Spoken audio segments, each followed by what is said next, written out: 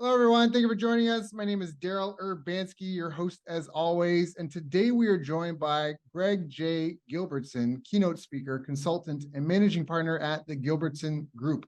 Greg is a human capitalist turned full-time consultant, optimist, entrepreneur, speaker, storyteller, and business leader. TG is giving a voice to the voiceless professional and turning workplace pain into power. Their mission is to provide individuals and organizations with the tools necessary for long-term career satisfaction and growth. I've asked Greg to join us here today to talk about building and leading teams successfully into the future. So Greg, thank you so much for joining us, my friend. How are you doing? I'm doing wonderful, and thanks for the great intro. Thanks, Daryl. How are you? Good to have you here. Good. Thank goodness for coffee. We were both Amen. admiring coffee. Yeah. Yeah, it's my Friday evening and it's his morning. So yeah, thank goodness for Right. coffee for There, me. Saturday Yeah, here. Yeah, it might be rainy outside, but the sun's shining in here. All that, right, let's there you go. I love it. Yeah, so thanks for before having me. I'm glad to be here. Of course, man. And I want to ask about like why are you here? And not necessarily like why are you here, but I guess how did you get here? How did you even get started before you got into HR and helping people grow and helping companies grow through people? How did you even get going in business and managing people and teams? Is this something that you learned as a kid with your parents or what? I think as a foundation, to the great question, I think as a foundation, my passion for what we do is born from, and I think people get into leadership inherently because they had a poor leader and they want to do a better job. And so Hmm. that's how they find their interest or intrigueness into getting into leadership or management. But started very humbly. I was born and raised in St. Louis, Missouri, and started working at the age of 12 at my family's washing dishes, family's restaurant, Hmm. and had a really high work ethic. And I started getting involved in work and doing those great things and worked for a great company known as Lifetime. And they're the Healthy Way of Life company and expanded in 2 countries. But I started as a lifeguard, worked my way up through leadership and business and sales and different markets. And this is all, of course, pre-pandemic, and fortunate enough to help the company come back post-pandemic when they're thriving today. And I left my position there as head of HR and worked my way through the corporate ladder at that company, and led me to my opportunity to get out and get started on my own in consulting. And I started really bootstrapping it, if you will, I think as all businesses do.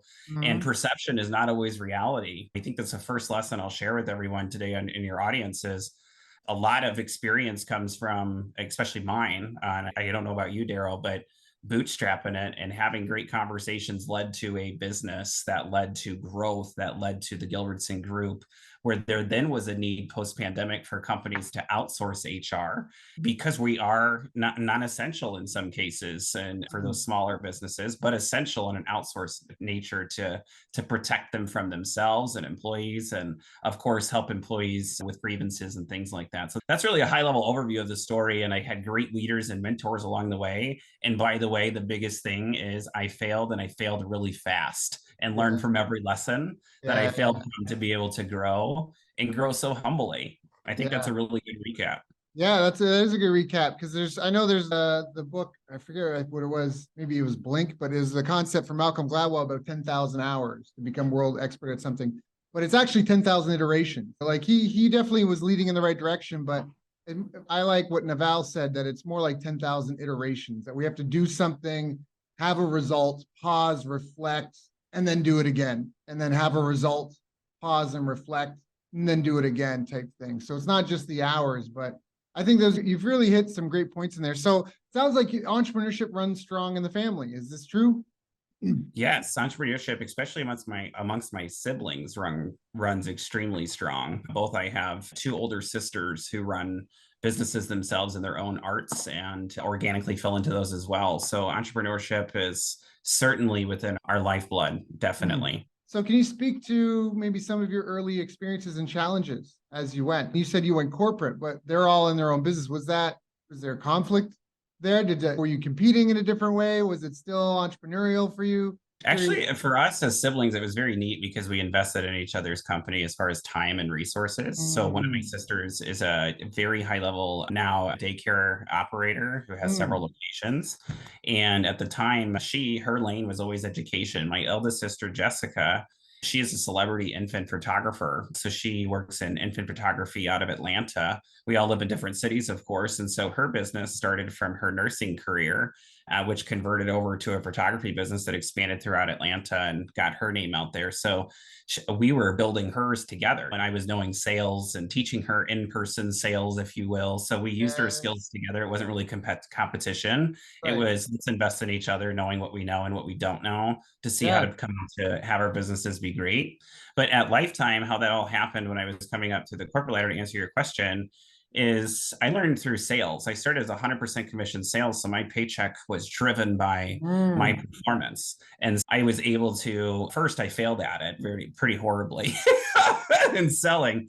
But then I had a great leader and mentor come in and teach me and really take me under his wing, who was at the national level of sales, and teach me and make me great, and then take me along the journey with him, and taught me lessons as a really young entrepreneur, being only 21 at the time. And I mm. really hang my hat on that. I was the youngest in every position I held at the company Lifetime Fitness. I was the youngest general manager at 26, leading 500 people, the youngest to do those things. And that was an ageism bias back then. That Right, was like, right. how much does he really know coming up to our level? And truth be told, I had a lot to offer, and certainly a lot of challenges I didn't see, but learned how to become that strategic operator, or that vision, if you will, where I Right. can help my sisters, at least in my skill, be able to help them see long range vision while they're working on their strategic objectives and building their businesses and bootstrapping it. So we all work together. It's not really a competition, Yeah. but that serial Yeah. entrepreneurship, the name Gilbertsen, we really wanted to become synonymous with my cousins as well in our generation, to be not only entrepreneurs, but to leave a great impact in our lanes of work on what we Yeah. do, and leave our legacies in that way, as we're all still young and growing our businesses and in those growth stages, but we all have that same thing in mind. So Love that. that's really a holistic picture, but not competition wise. We certainly And the poke at each jousting, other. but yeah. Yeah, poke at each other and make great fun. But you know what? The art of what my sister Jessica does as a photographer is interesting and amazing, and something I couldn't ever do. Where also I can never teach as we were, before we jumped on the recording, talking about our kiddos, and that we both have young kids, and going through that, I definitely couldn't teach a classroom full of children. That's not something in my wheelhouse or a lane that I Mm, could do, but certainly love what I do. So yeah, each in our own individual lanes, but support each other where needed whenever it's come up.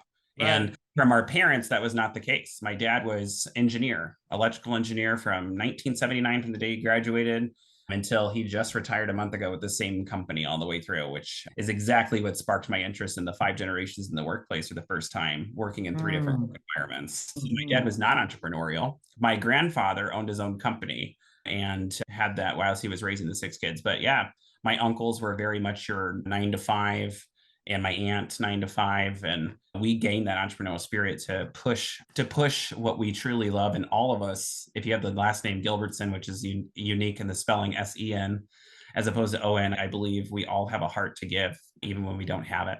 I love that. I love that. There's a lot to unpack there, and I think that you hit some great things. I love the family pride, the like the for posterity, that the emphasis of pride for your ancestors and the family name. I think that's being lost, especially if in this no kid culture that most people have, not wanting kids. Who's going to carry on the family name? There's no pride in that, Yeah, so to speak. exactly. So I love hearing that. I want to go back because there's a couple of things that you mentioned I think are worth diving into. You talked about 100% commission sales. A lot of business owners work in 100% commission sales.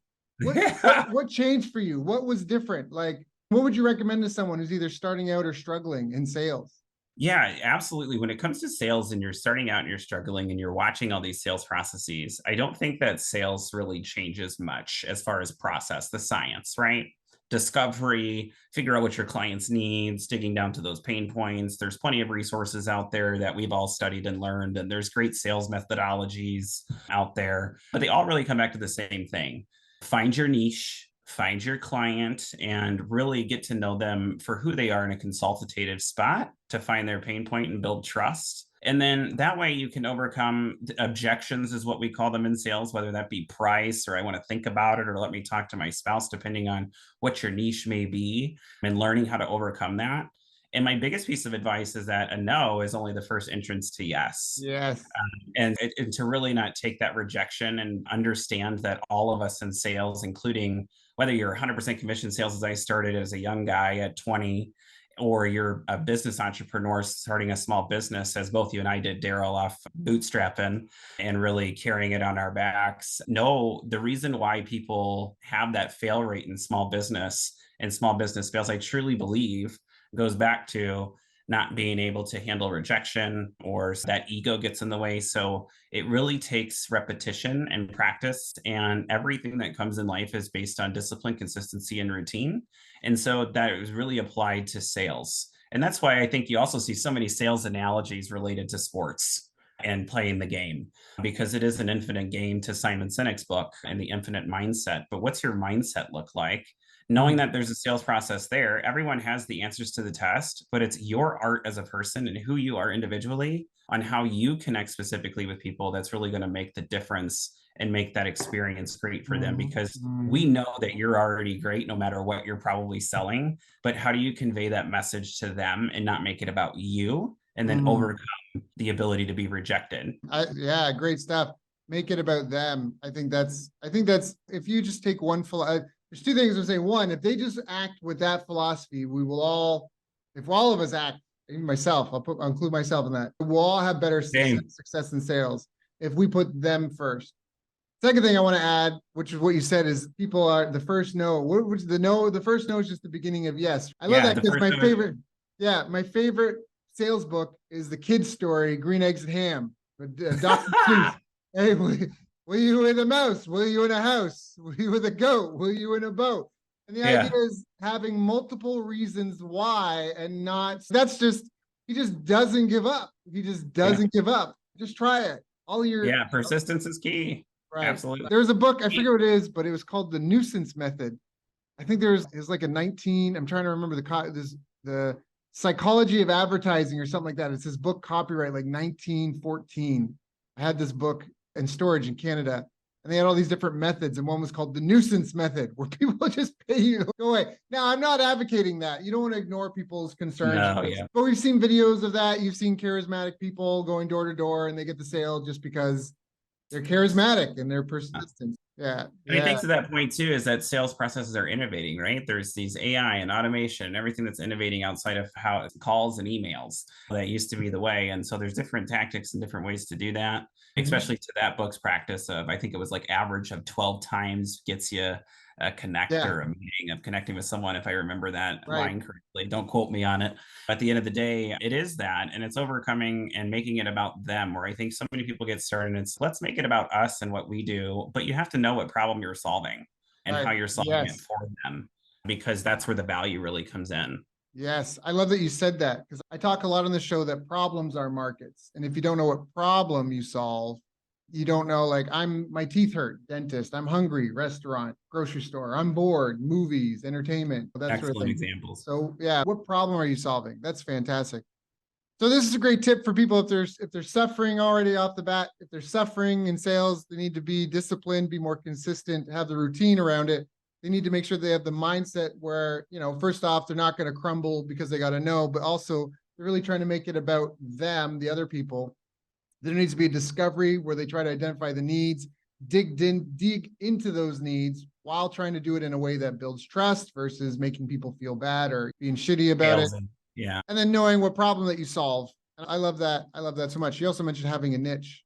Is there anything and then I'll wrap it up in a bow too, because I think this is a big struggle for a lot of people, because I'm thinking back to your first question about my family, is that we have big hearts, and people that get into business, we know that we get into business to help people, whether that be business owners or our clients, is don't devalue yourself. I'm constantly and consistently coaching, even as a business and HR consultant and working with solopreneurs and small businesses around, I'm lowering my price because the market is. It's, don't devalue yourself because you're in maybe a fight or flight state where you need that cash flow right away. Things may be looking bleak, where I've seen discounts, and like really project what your true value is, and don't take discounts or different things, or discounting yourself or your product because you have imposter syndrome. We all have it to some extent, but you may have imposter syndrome that's saying, maybe I'm not worth it. The answer to that question is, I haven't even met you yet. You are. Right. It's just a matter of what pathway you take to get there. Yeah. Yeah, price, if you're competing on price, there's nothing protecting you from somebody else coming in and trying to charge less.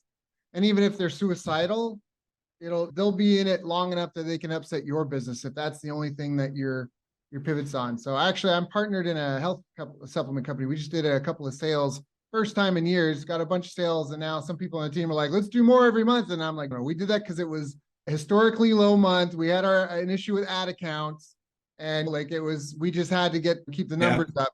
But discounts can be the kiss of death because you train people to wait for sale for the discount. How many times do you, I'll wait till it goes on sale, right? Yeah, So, my wife, the same conversation we just had in similar vein around my stepmom worked for the Macy's Corporation for a long time. Macy's guy, by the way, audience has 96 one-day sales a year. So she would always wait for the one-day sale. And yeah, my feedback was always like, it's okay, it's going to come back around. I promise. yeah, That's how it works. And consumer marketing. But yeah, to that point, Daryl, is just don't ever devalue yourself, but actually know where you're at in the market too. So know where your ego is as well, temper it, right. but know where you're at, but don't devalue yourself or say, oh, this works, so let's just continue to do this consistently, because it could erode that. That would be my last tip. Yeah. And you need to know that you deliver the results that you promise. That's a big one. And if you don't, do it for free. Do it for free and for referrals, testimonials to begin with. Build that track record up, optimize it, and then keep going. That's a really good point. Now, you mentioned generations in the workplace. I think this is really important because a lot of people, I don't know how old, I'm 40 at the time of this recording. How old are you? I'm 33. Yeah, you're 33. Okay. So we remember an age. We remember the dial phones. You put your finger in and tick, tick, tick, tick, and all that stuff. So multi-generational workplaces, there's a lot of different cultures, a lot of different generations. There's a younger generation now. This younger generation, in a lot of ways, they haven't been socialized as much as us, or they've been socialized differently, right? They've socialized more online on Discord and chat forums, stuff like that. Whereas for us, maybe we didn't have that as much. Can you speak to that a little bit? How does that impact the hiring process, the training process, resolving issues I mean, I know it's a simple topic. But could you wax poetic a little bit on some of the biggest Yes. challenges in that? Yeah, I think that I'm going to take a step back because I remember, again, going back to my experience, I joined the corporate office from the field team at a company I was with at 23 and everyone was 40. And this is when we were talking about the millennial generation, how we were lazy and we got an award for everything and an achievement for everything. And I remember the executive vice president at that time came into the 14 of us that were in the learning division and said 75% of our company is going to be millennials in the next 5 years. So we need to discuss how we're going to work with them. And this is impactful to your question of talent, et cetera. Well, I'm the only millennial in the room. How awkward for me, right? First day at work. Yeah. And so I raised my hand and certainly could have been terminated. Luckily, it changed the narrative. But I raised my hand and I said, if that statistic is true, which I believe that it is, and 75%, wouldn't be the question be, how is it that we work with all of you? Will be the majority. And so it flipped the narrative in that conversation. And I bring that to your answer. So as people talk about the different generations and the 5 different generations, I think macroly we classify, as everybody has seen, which started in different various of researches of naming generations and naming those. And I think characteristics carry over. I don't think the years are exactly the same for everyone and blend. I think there's a lot of fingerprints, if you will, or that have people that have touched your life that have formulated you as a person, not necessarily what year and generation you're born into. But culturally, I could argue a lot. And it's a loaded question, as you mentioned in the beginning. But with this younger generation, yes, they learn differently. So to answer your question regarding talent and interviewing and meeting people for where they're at, the research is already very clear. There's certain foundations that they already have. By the way, I would approach the audience here today is, what is it that we can learn from them as opposed to my generation was better and this is the way we do it? Because that's the future of your workforce. So if you don't really start thinking differently around grouping around that, they're already in the workforce. But when I talk about the future of work, I'm talking about the future coming up in the next 5 to 6 years where they're in their professional careers, working for maybe wherever they want to work. Or, hey, I just talked to my nanny, for example, who would be that classical Gen Zer, who said, I'm taking a step back and going to community college, not because I don't have the grades, just because I want to stay closer to home and stay closer to my family. So that's something that always intrigued me. I said, why? You have a 4.0, you want to major in accounting and go to KU. And that was learning for me, where I went to my dad and said, I'm going to a 4-year school. I'm not going to community college, and fought him on it, even though he was like, why not go to community college, get your feet wet? So that's an example. But my point being, as I digressed, is yes, it changes the way you interview and it changes different things. And to the concept of HR, People are not interested in 6 and 7 round interviews any longer, especially that generation.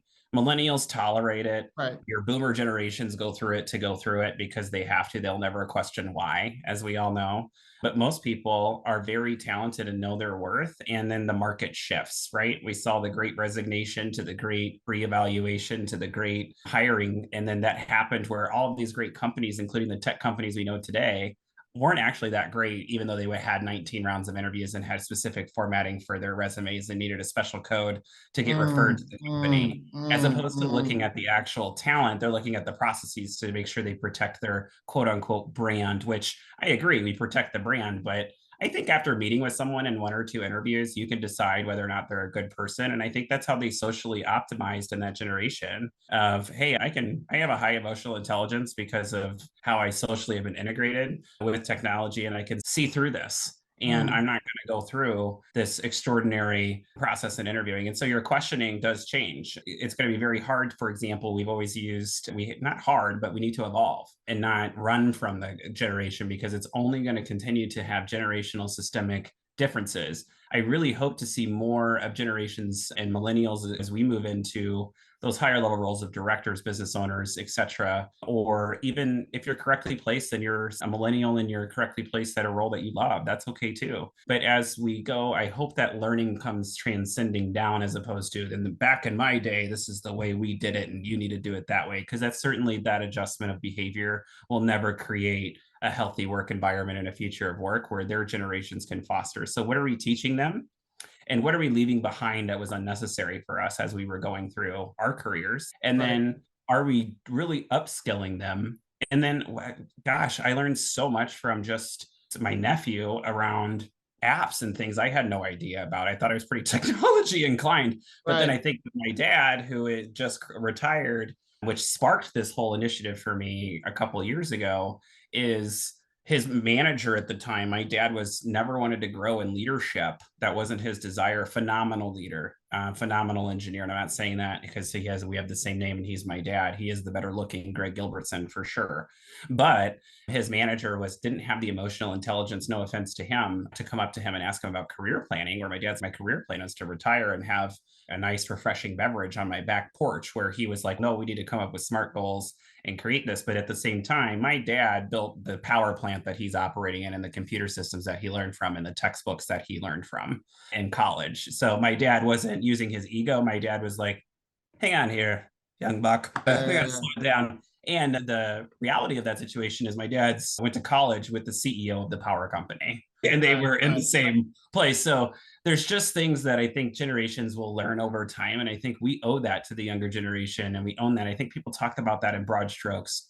It's the future. Our kids are our future. Then stop talking so poorly about the generation. Actually leave the things behind that we may have seen opportunistic and invest in the future as opposed to inside of their culture and how they learn and meet them at their learning level. We're an intelligent, advanced or in science and behavior science to be able to meet people for where they're at. And I think that's really what this comes down to, especially when it comes to that. And I've heard when millennials came out, I remember that exact narratives that are happening right now. We're going to be lazy. I don't think I've ever worked less than 60 hours a week in my life. And that's not a brag or a flex. I don't think that's ever happened to me. I don't ever remember receiving an achievement award, even when I was competing in sports. That's a real thing. But I also grew up in the Midwest. So it's a little bit different. But those narratives, I think, with taking closing points is what are we learning from them as opposed to opposing from them? We're learning that they're not going to put up with certain behaviors that our parents wouldn't have asked why. It would be, oh, I'm salary exempt. I'm just going to work extra because my boss said so. I'm not going to ask why. Where that generation is going to be like, hey, I'm actually going to use my PTO. Wow, that's new. I'm actually going to use my work-life balance. I'm going to take my time off. And then you have other people that are like, oh, that won't advance you in your career in corporate America. I've seen it live where I'm like, why? That's just part of their package. So I think we all, no matter where we're at, certainly need to take a look at, hey, what's going on? What is actually happening macroly? But inside of our organizations, we have 5 different work generations that are working. You can manage systems, which this is a big change. You can manage systems, but you lead people. So you have all these people of different generations on your team. You lead them differently. You cannot lead somebody that is a boomer the same way you lead a Gen Z, or it won't work. You cannot lead a millennial in macro sense the same way you lead the great generation, right? And back in retire. So I think that there's education and learning around, and through your research and my research, that we've found that there's foundations to being successful in business, no matter what age you are.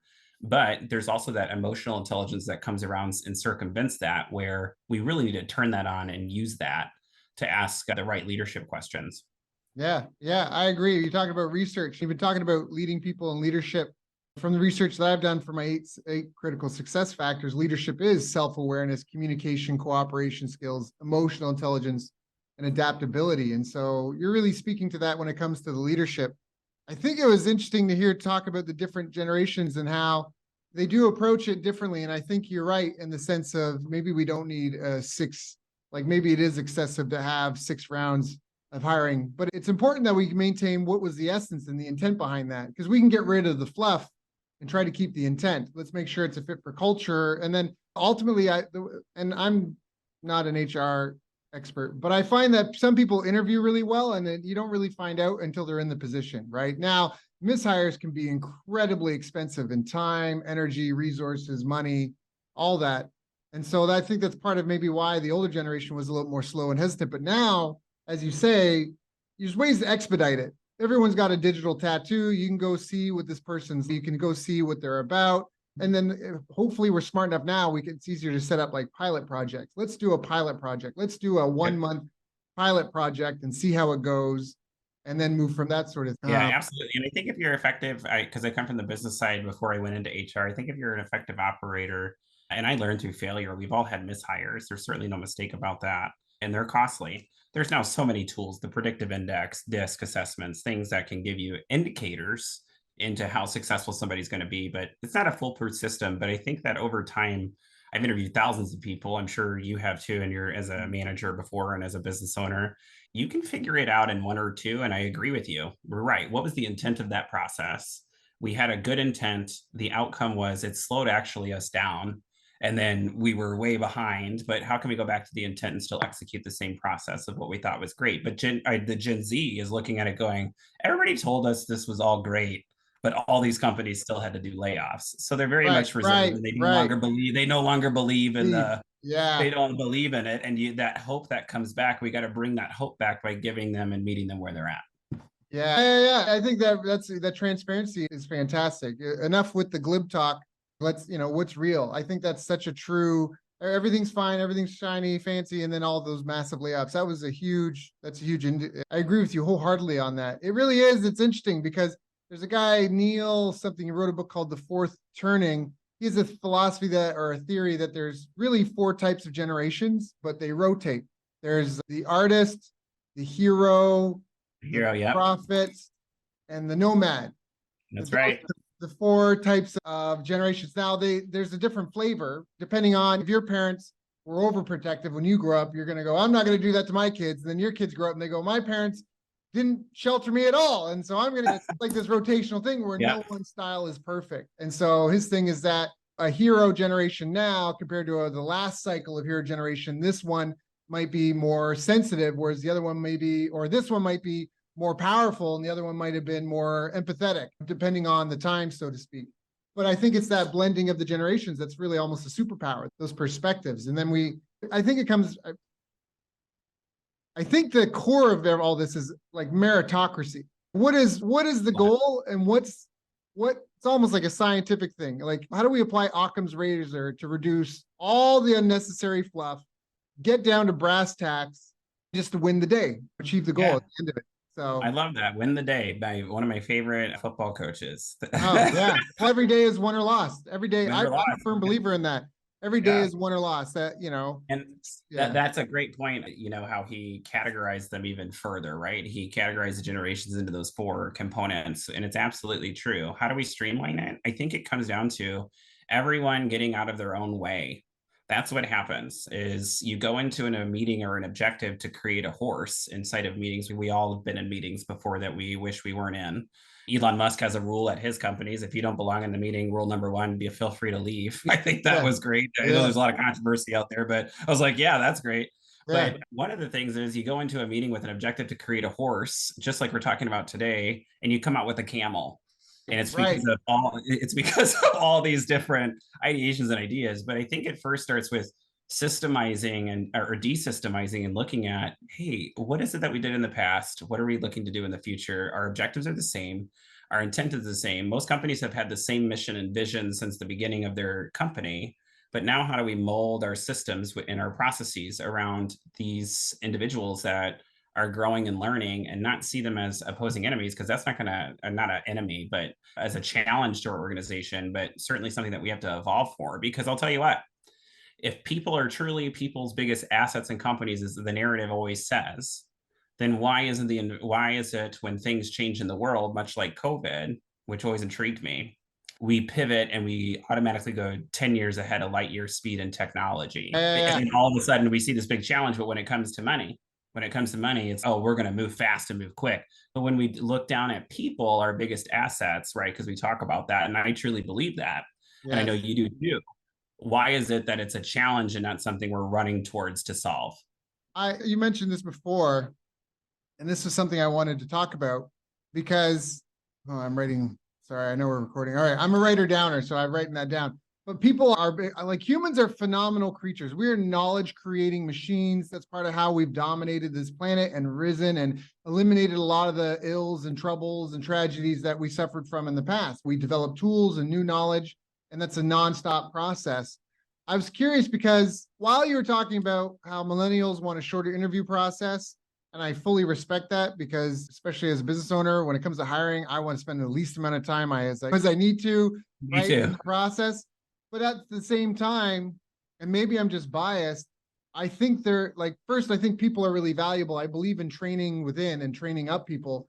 But I do think that it is hard to find good people. There's lots of good people. You're valuable as a brother or a sister or a member of your community or your Minecraft guild or whatever, your church, whatever that is. But I still think that there's a bell curve, so to speak, when it comes to talent. And I Yeah. know that and so I want to know how you speak to that because I agree with you 100%. I love Great question. humanity. I am pro human. I am a coach. I believe in people.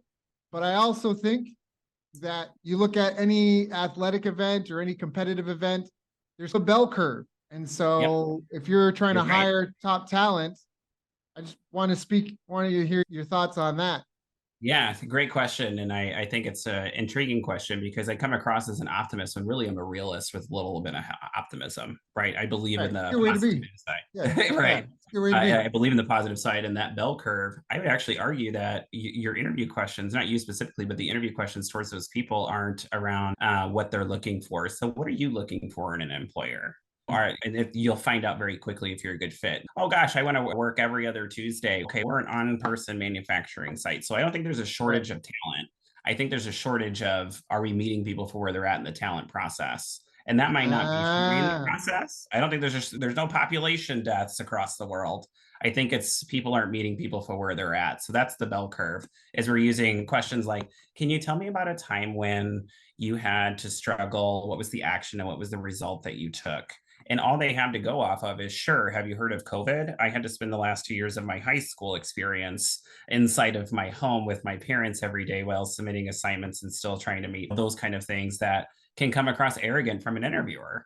right, Hey, right. I always like to open up with, and I know this is up for debate in our world, but I always like to open up with the human story. Tell me your story. Mhm. And I'll hear the adversity and everything I need to hear throughout. And I'll ask further follow up questions. And then I'll get into the technical acumen and those types of things. I think it's also to the point where I can give about 15 examples right now, and I won't, but I can produce them very quickly of, this is an entry level position, but you need 5 years experience. Enough. Yeah.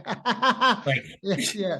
enough. Like, guys, it doesn't make sense. That's what I'm talking about when I say I'm a realist, where it's okay, if it's truly an entry level position as an office manager and they just graduated school with their business degree, then stop making it a 6 interview process where they have to build a project Yeah. and do Oh, a yeah. module Yeah. and become this great promoter of the brand. They see right through you. It doesn't make sense. They're logical individuals. It doesn't logically make sense. It's okay, how come I can go to school and college remotely and succeed academically or and overcome all these challenges and still participate in sports and have to go through these COVID protocols and wear these masks and all these challenges, but I'm not good enough for your small company because of X problem.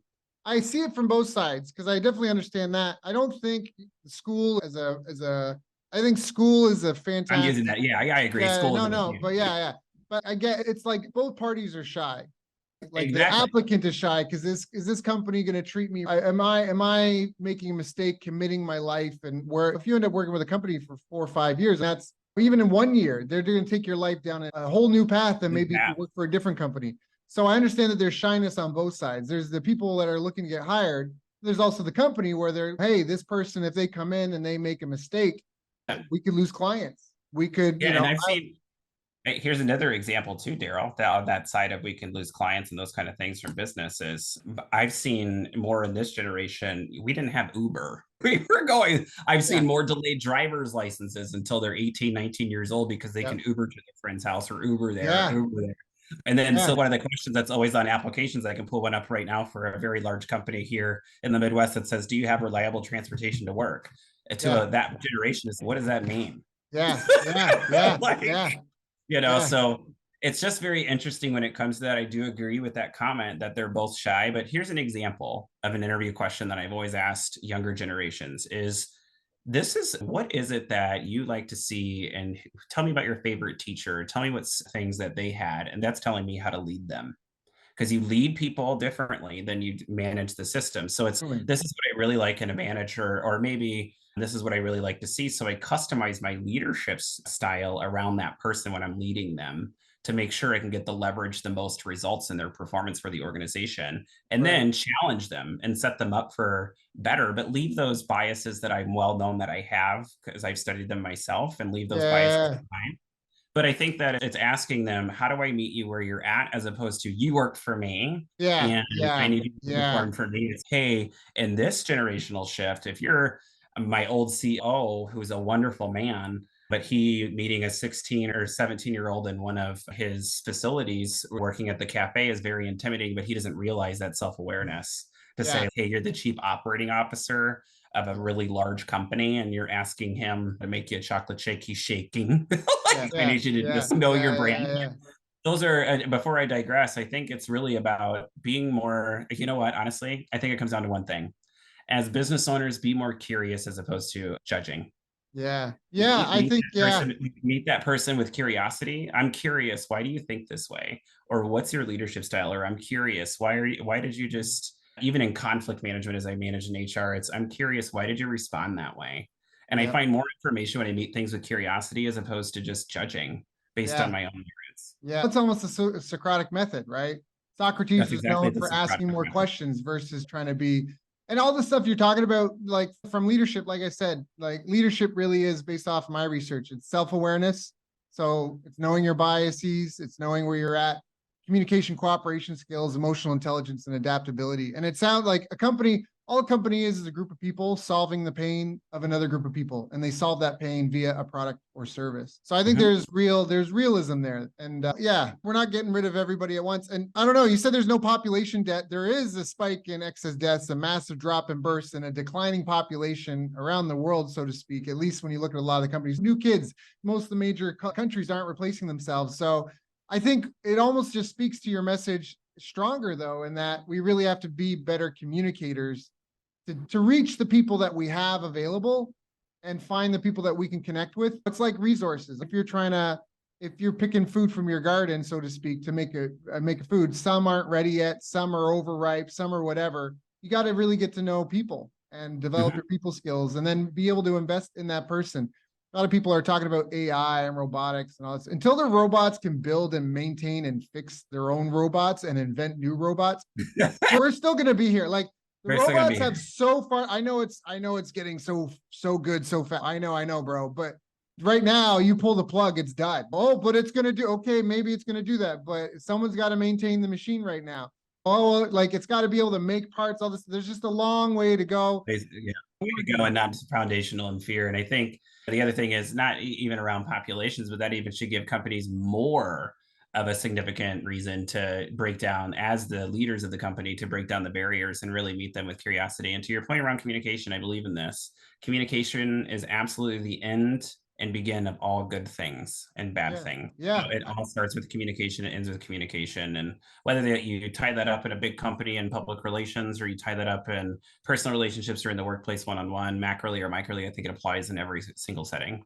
Yeah. I think this call, we really talked about two super critical issues for any business of any size. And one was keeping sales coming through the door.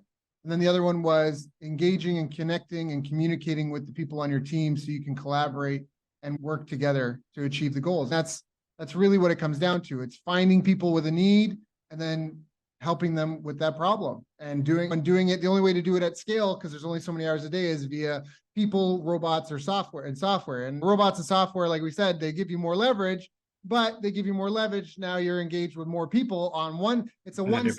There's 40 people, that software engineers, that do Gmail, but there's over 1 billion people using Gmail. That's Exactly. a lopsided thing. So the community. And another, yeah, exactly the point. And you're exactly right in those two takeaways. And I would tell anyone, you're listening to Daryl and I talk about this, no matter what level of leadership you're in.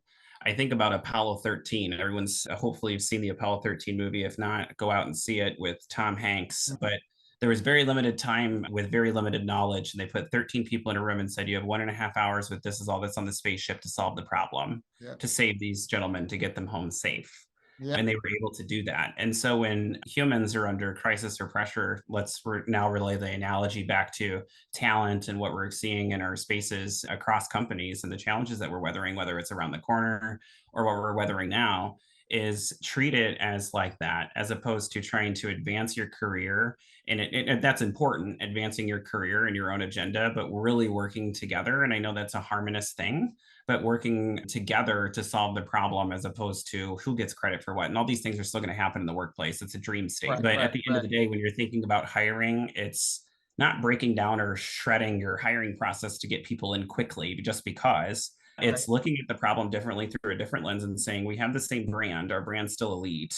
We have the same mission, we have the same vision. However, our audience is now different. We were able to pivot like that during COVID and be able to modify our businesses to our new customers and meet them where they are. Why can't we apply the same science to our talent? And that's really the question, I think, and the challenge I would leave people to understand is, you're able to solve challenges together under crisis and under duress, and to preserve companies and to save them and see them reopen and be successful. Now we're several years out from that, but look at the challenge and through a different lens and say, how do I meet them for where they're at and help them become the best versions of themselves through being curious, being a great communicator, and knowing all these things about myself. And Daryl, I know, has plenty of tools for all of you to learn about emotional intelligence and things out there. And there's great resources to, by the way, EQ is not fixed. So you're not broken if you don't have self-awareness or anything like that. IQ is pretty fixed. EQ, you can always get better in and always continue to expand in your skills. And by the way, Daryl and I think I'm humble enough to speak for him to say we're always working on those skills. Those are skills we're always working on. But meet things with curiosity. That's a big one. 100%. Greg, you've given some great tips and great advice. If people want to reach out, how do they get a hold of you? How do they get in touch? Yeah, they can reach out to me directly at the Gilbertsen Group. All of my information is at www.gilbertsengroup, that's GILBERTSENGROUP.com, or my email is greg@gilbertsengroup.com. And anybody on my team will get you in touch with me, be happy to connect, or all over my social medias is Greg Gilbertsen. So I'm happy to connect in any way, shape, or form that you need. That's fantastic. So if you guys want to know more, go check out Gilbertsengroup.com, GILBERTSENGROUP.com. Or like you said, his email is greg@gilbertsengroup.com. You can also give him a search on LinkedIn. Find Greg Gilbertsen. Greg, thank you so much for joining us today. This has been a great call. I've got like a page of notes here. I think there was real value for what we talked about today and insight. And I thank you for coming and sharing with my people, knowing that you already got, so, you know, you got a family to take care of, you got your own following and all your clients. It's my pleasure. Thank you. It's my pleasure to be here with all of you. And Daryl, thanks for having me on. And I'd look to see you in the future and stay in touch. And I'll be in touch with all of you if you need me. Take care. Make it a great morning for you. And I'll have a great evening over here. See you guys soon. Soon.